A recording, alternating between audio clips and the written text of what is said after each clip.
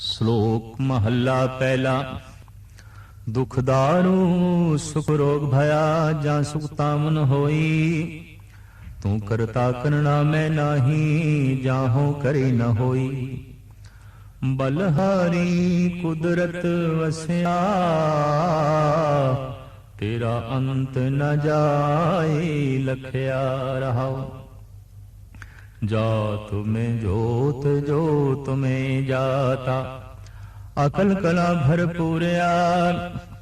तू सच्चा साहिबे सिफत सवालियो, जिनकी ती सो पार पया।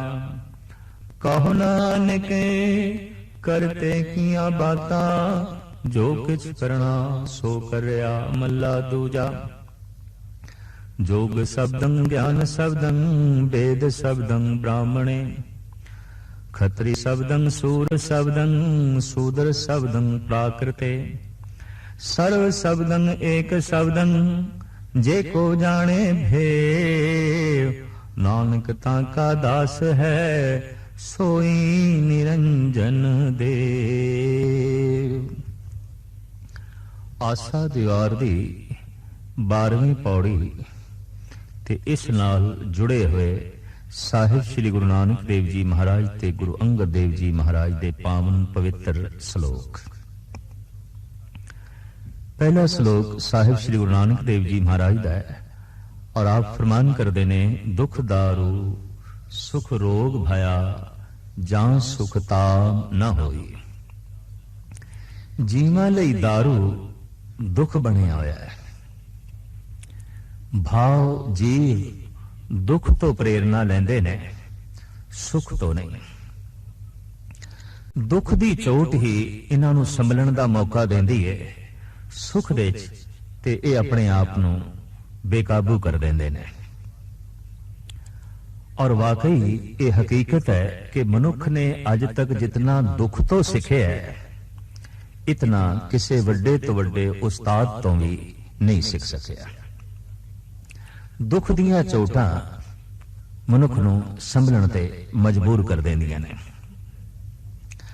पर दुख दारू है, ऐसा प्रतीत कदों हुंदा है, ऐसी घटना कदों घटदी है कुदरत वालों, सुख रोग भया। जद सुख रोग हो जान, सुख आलसी बना देवे, सुख दलिदरी बना देवे, सुख अयाश बना देवे, सुख बदमाश बना देवे, सुख ऐन संसार दियां तमाम कामनावां दे नाल ही जोड़ के रख देवे। ऐसी हालत दे जद सुख रोग बन जाए तां कादर करीम दी तरफों दारू दुख ही है। फिर दुख नाल बंदा संजम रखदा है खाण पीण दा। सुख दे ते ऐसा कोई संजम धारण करदा ही नहीं। बदपरेजियां खाण पीण दे तलदियां, बोलण दे तलदियां, हंडाण दे तलदियां, गरज के जिंदगी दी हर रो बे तरतीब चल पैंदी उदों जद सुख ही सुख होवे। इस वास्ते कादर करीम ने दारू बनाया है दुख। और हकीकत है सुख दी महिमा भी दुख करके है। जैसे मौत करके जीवन दी महिमा है, रात करके दिन दी महानता है, हू बहू इसे तरीके नाल दुख करके ही सुख दी चाहत है, सुख दी मंग है। विपरीत दे किधरे दुख ना होंदा तो शायद सुख ही दुख बन गए होंदे। तो साहिब कहंदे अगर सुख बंदे नूं दलिदरी बना देवे, अयाश बना देवे, बदमाश बना देवे, आलसी बना देवे, ऐसी हालत दे कुदरत दे वल्लों दारू दुख ही है। ते महाराज कहंदे ने कैसा अजीब कौतक वरत रहा है कि जीवां लई दुख ही दारू है। वड्डे तो वड्डा उस्ताद फेल हो जाता है समझाण दे विच। वड्डे तो वड्डे गुरुआं तो भी मनुख कुछ सिखिया नहीं। दुख दी एक चोट लगदी है, संभल जाता है, सिखिया मिल जाती है। यह गल वखरी है कि फिर सुख दे मिलदियां भुल जाता है, लेकिन फिर कुदरत नूं दुख दा ही दारू देना पैंदा है बार बार। दुख दारू सुख रोग भया, जां सुख ताम न होई। जे किधरे मनुख नूं वाकई अध्यात्मक सुख की प्राप्ति हो जाए ਤਾਂ ਫਿਰ ਕਤਈ ਦੁੱਖ ਲੱਗਦਾ ਹੀ ਨਹੀਂ। ਅਧਿਆਤਮਕ ਸੁਖ ਮਿਲਦਾ ਹੀ ਉਦੋਂ ਹੈ ਜਦ ਮਨੁੱਖ ਦੀ ਜ਼ਿੰਦਗੀ ਸੰਭਲੀ ਹੋਈ ਹੋਵੇ, ਜੀਵਨ ਮਰਿਆਦਾ ਦੇ ਚ ਹੋਵੇ, ਜੀਵਨ ਧਰਮ ਦੇ ਚ ਹੋਵੇ। ਤਾਂ ਧਰਮ ਦੇ ਚ ਜੀਵਨ ਮਨੁੱਖ ਨੂੰ ਉਸ ਹਾਲਤ ਵਿੱਚ ਲੈ ਜਾਂਦਾ ਹੈ ਜਿਸ ਨੂੰ ਪਰਮ ਆਨੰਦ ਕਹਿੰਦੇ ਨੇ, ਪਰਮ ਰਸ ਕਹਿੰਦੇ ਨੇ, ਜਿਹਦੇ ਚ ਫਿਰ ਮੁੜ ਕੇ ਜੋ ਹੈ ਦੁੱਖ ਦਾ ਸੰਤਾਪ ਨਹੀਂ ਝੇਲਣਾ ਪੈਂਦਾ। ਤੂੰ ਕਰਤਾ ਕਰਣਾ ਮੈਂ ਨਾਹੀ, ਜਾਹੋਂ ਕਰੀ ਨਾ ਹੋਈ। हे परिपूर्ण परमात्मा, तू करता भी है, तू कारण भी है। तू आपे ये कारण इकट्ठे कीते ते तू आप ही सृष्टि नूं सजाया है, बनाया है। मैं तो कुछ भी नहीं। जे मैं दावा करा मैं भी कुछ हाँ, करी ना होई तो मेरा कीता कुछ होंदा नहीं। मैं कुछ सोचदा होंदा कुछ भी है, मैं चाहता कुछ हाँ होंदा उस तो उल्ट है। दरअसल जगत विच ओही कुछ हो रहा है जो प्रभु की इच्छा है, जो अकाल पुरख की इच्छा है। दुनिया भर दे संत जना का एको ही नारा है कि अपनी इच्छा उस अकाल पुरख की इच्छा नाल ही जोड़। अपनी जीवन शैली तू उस अकाल पुरख दे नाल ही जोड़, ते जैसे तू जोड़ेगा फिर परमात्मा वालों दुख दे दारू दी लोड़ नहीं पेगी। फिर सुख तेरे लिए रोग नहीं होवेगा। फिर ओ परम आनंद परम सुख तेनू प्राप्त होवेगा जिहदे च मुड़ के फिर कदी दुख आउंदा ही नहीं। तो साहिब कहंदे करता ते परिपूर्ण परमात्मा है, वो आप ही कारण है। जे मैं ऐसा आखा कि मैं भी कुछ हाँ, मैं नहीं, मैं कुछ भी नहीं। जा हों जे वाकई मैं कुछ हाँ करी ना होई, मेरा कीता नहीं होंदा। भगत कबीर इसनू इंज कहंदे ने, जो मैं चितवों ना करे क्या मेरे चितवे होए, अपना चितव्या हर करे जो मेरे चित ना होए। सियाणे भगत ऐसा अंदाजा ला लेंदे ने कि जो कुछ हो रहा है ये प्रभु की इच्छा है। दिन हो रहा है, रात हो रही है, जन्म मरण हो रहा है, ये प्रभु की इच्छा है। इस इच्छा दे नाल ही वो सहमत हो जाते ने, इस इच्छा नाल ही वो अपनी इच्छा नूं जोड़ लेंदे ने। ते जद कोई अकाल पुरख की इच्छा नाल अपनी इच्छा नूं जोड़ लैंदा है, अकाल पुरख की प्रसन्नता दा पात्र बन जाता है। ऐ बंदे तू एक काम करना चाहया सी, नहीं होया, इच्छा प्रभु की इच्छा। तू कुछ छोटा जिहा काम करना चाहया सी, बहुत वड्डे रूप विच हो गया, इच्छा उस प्रभु की इच्छा। जिहड़ा इस ढंग नाल समझे दरअसल वही अध्यात्मक ज्ञानी है, वही ब्रह्म ज्ञानी है। तो साहिब कहते अगर मैं चाहवा तो फिर मेरा कीता नहीं होंदा। और हकीकत है कि जीवां दा कीता जे किधरे होंदा तो जीवां दी मंग अजे बरकरार ना रहिंदी। हर मनुख दे अंदर कुछ मंगा ने, और ऐसियां मंगा ने जो उद्यम करने के बावजूद भी पूरियां नहीं होंदियां। आखिर बेबल होके उसनू कबूल करना पैंदा है, हे प्रभु जो तेरी इच्छा वही मेरी इच्छा। बलहारी कुदरत वसिया तेरा अंत न जाई लखिया। मैं सदके हाँ ऐ अकाल पुरख तो कुदरत दे च वसे होया है, प्रकृति दे जर्रे जर्रे दे जो है वसे होया है। जद जमीन दे उत्ते धार्मिक उपदेशक नहीं सन, धार्मिक ग्रंथ नहीं सन, धार्मिक गुरु नहीं सन, धार्मिक मंदिर नहीं सन, तां सियाणे मनुखा ने बारीक बीन बंदियां ने प्रकृति दे जर्रे जर्रे तो कादर दी प्रेरणा लई, कुदरत तो कादर दी प्रेरणा लई, प्रकृति तो परमात्मा दी प्रेरणा लई, संसार तो निरंकार दी प्रेरणा लई। जर्रे जर्रे दे चों और पानी दी वगदियां धारावां दे चों, खिड़े फुल्लां दे चों, सूरज दीयां किरणां दे चों मनुख ने परमात्मा दा अनुभव लिया। सहजे सहजे मनुख दी अकल मोटी होंदी गई। सूरज दीयां किरणां तो उस परम सूरज दा ज्ञान लेना औखा हो गया। जल दीयां वगदियां होईयां धारावां तो जीवन धारा दा ज्ञान लेना बड़ा औखा हो गया। सागर दे गर्जन तो जीवन सागर दा बोध हासिल करना मुश्किल जही प्रतीत हुई। और इसे तरीके नाल संसार तो निरंकार दा बोध हासिल करना औखी गल हो गई। तो शब्दां दी लोड़ पै गई, बोल चाल दी लोड़ पै गई, व्याख्या दी लोड़ पै गई, धार्मिक मंदिरां दी लोड़ पै गई, सिद्धांतां दी लोड़ पै गई, कथनियां दी लोड़ पै गई। लेकिन बुद्ध इतनी मोटी है कि कथनियां दे बावजूद भी परमात्मा दी समझ नहीं पै रही। इतना बोलण दे बावजूद भी अकाल पुरख दा जिहड़ा बोध है वह मिल नहीं रहा। वो बंदे कितने बारीक बीन सन, कितने सियाणे सन, जो प्रकृति तो परमात्मा दी प्रेरणा लेंदे रहे, जो संसार तो निरंकार दी प्रेरणा लेंदे रहे। तो साहिब श्री गुरु नानक देव जी महाराज फरमान करते ने, बलहारी मैं सदके जाना, कुदरत वसिया तू ते कुदरत दे च वसे होया, तू प्रकृति दे जर्रे जर्रे दे च वसे होया, पर तेरा अंत न जाई लखया, फिर भी मैं तेरा पूर्ण तौर ते अंत नहीं लग सकता। तू किन्ना है, कित्थों शुरू होना है, कित्थे खत्म होना है, वास्तविक तेरा ए पसारा किन्ना क वड्डा है, इहदा बोध नहीं। इनू अंत दे च लियाना बड़ा औखा है। रहाओ जात में जोत, जोत में जाता, अकल कला भरपूर रहा।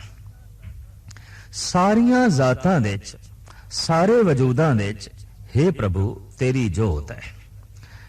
तेरी जोत करके ही तेरा बोध मिलता है, तेरी सूझ मिलती है।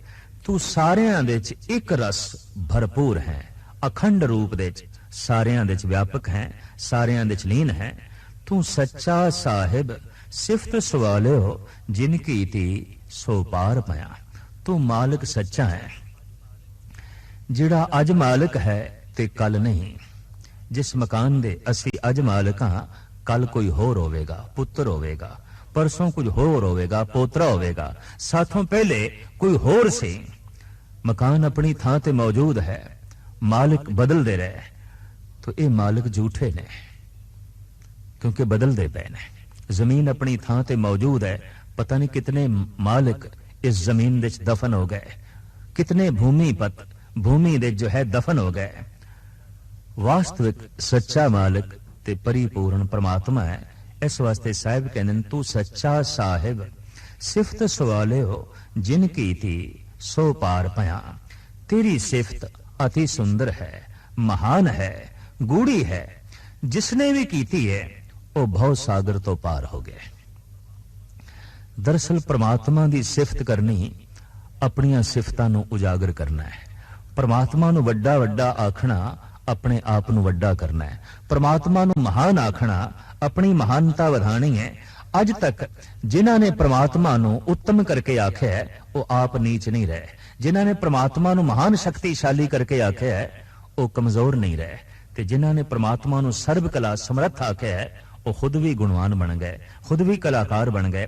इस वास्ते साहिब कहते हैं, जिन्हां ने उस परिपूर्ण परमात्मा की सिफत सलाह की थी वो भव सागर तो पार हो गए। कहो नानक करते कियां बातां, जो किछ करना सो कर रहा। करते पुरख दियां जड़ियां गल्लां ने, जो बातां ने, ओही जानदा है। वो जो कुछ कर रहा है ओही जानदा है कि वो की कर रहा है और की करना चाहता है।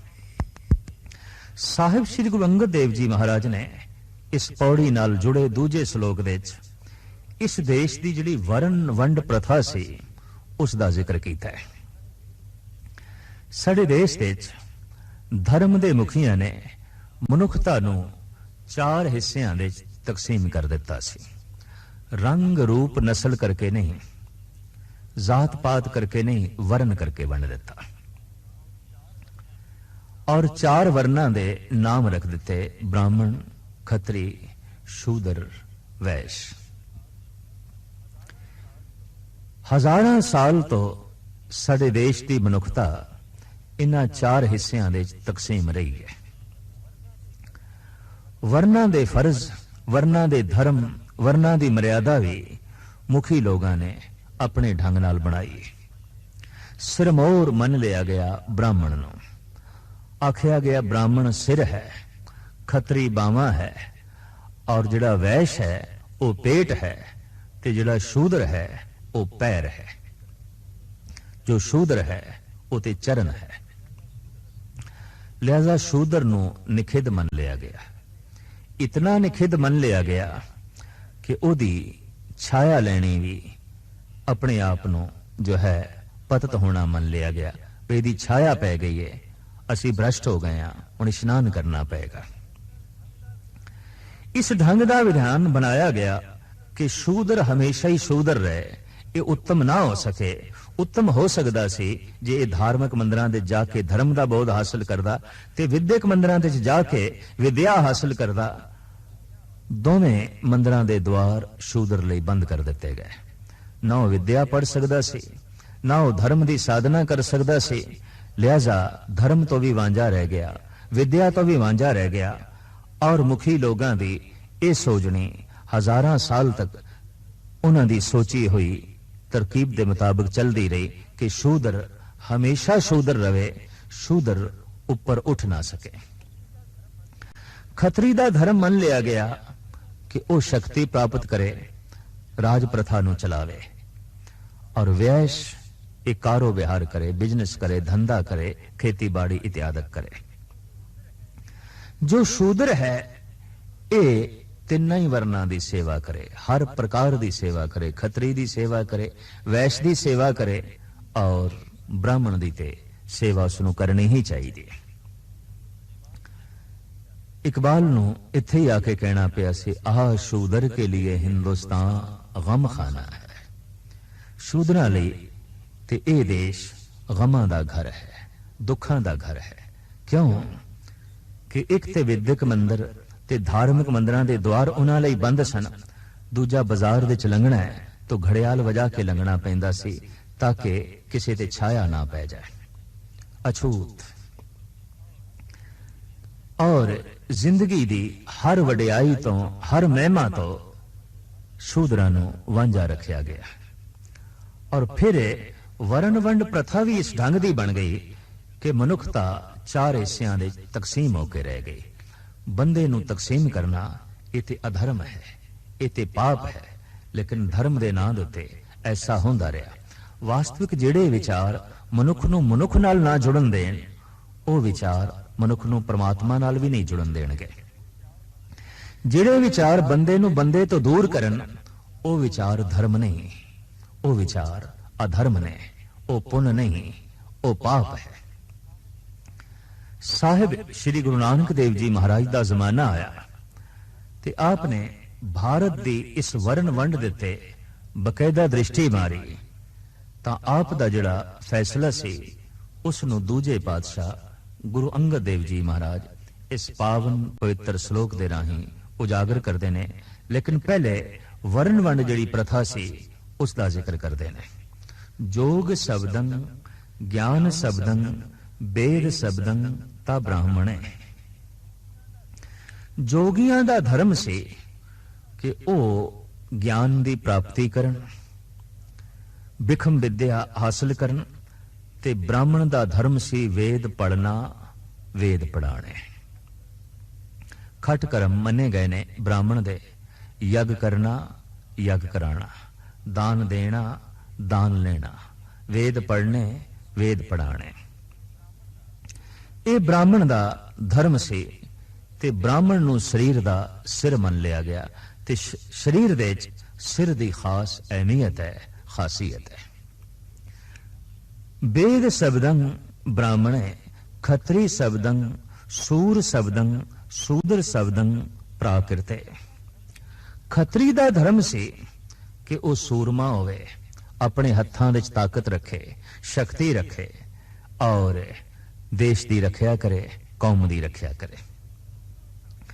शूद्र शब्दं प्राकृते ते शूद्र दा धर्म की सी पराई किरत करनी, हर वर्ण की सेवा करनी, हर वर्ण का मुताज रहना, हर वर्ण की गुलामी करनी।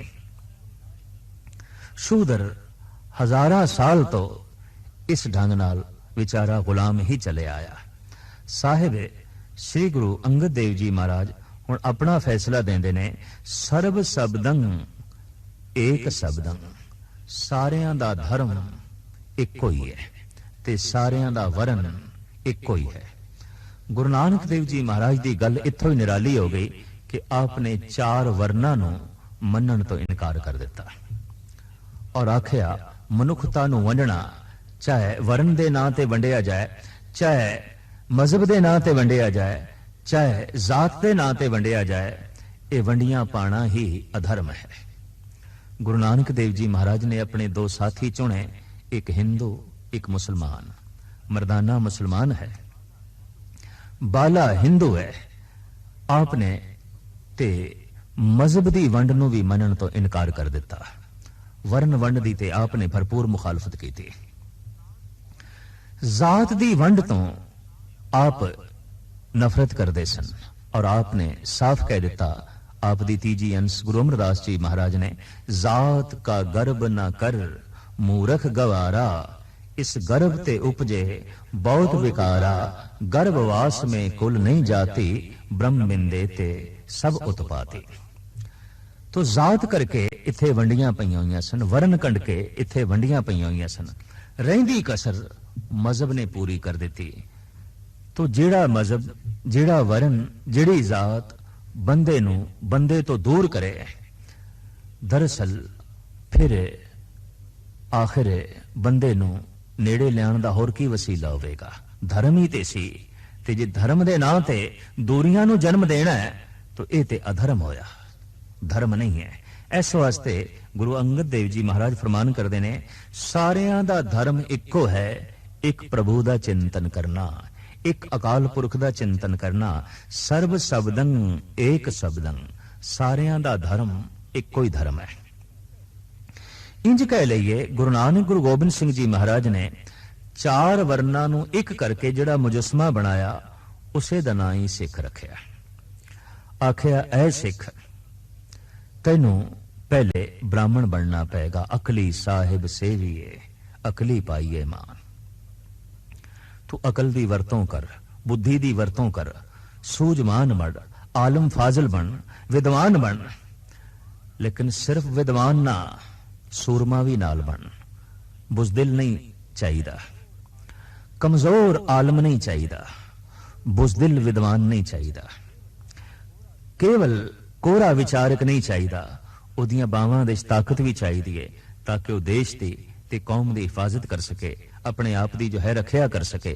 इस वास्ते सतगुरां ने कह दिता, सिख ब्राह्मण बने, सिख खत्री बने, पर सिख वैश्य भी बने, सिख किरत करके खावे, मंगता ना होवे, वो अपनी उपजीविका किरत करके लभे, मेहनत करके रोटी खावे।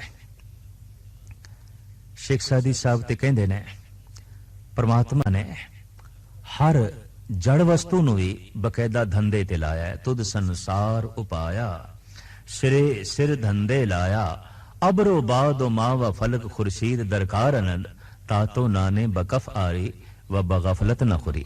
देखते सही है सूरज चंद तारे, ए पवन पानी सारे गर्दिश दे च ने, ते जद सारे गर्दिश दे च ने, सारे कम पे करदे ने, ते तू क्यों गफलत नाल रोटी खावे? तू भी कम करके रोटी खा, तू भी मेहनत कर, तू भी मशक्कत कर। उदम करेंदियां जीव तू, कमावदियां सुख भुंज, ध्यावदियां तू प्रभु मिल, नानक उतरी चिंत। तो सतगुरु ने कहा, तू वैश्य बन, किरती बन, खेती बाड़ी करके अपनी उपजीविका कमा, व्यापार करके कम धंधा करके अपनी रोजी लब, अपना रिजक लब। लेकिन तू सिर्फ वैश्य नहीं बनना, तू सिर्फ खत्री नहीं बनना, तू सिर्फ ब्राह्मण नहीं बनना, तू शूद्र भी बनना है।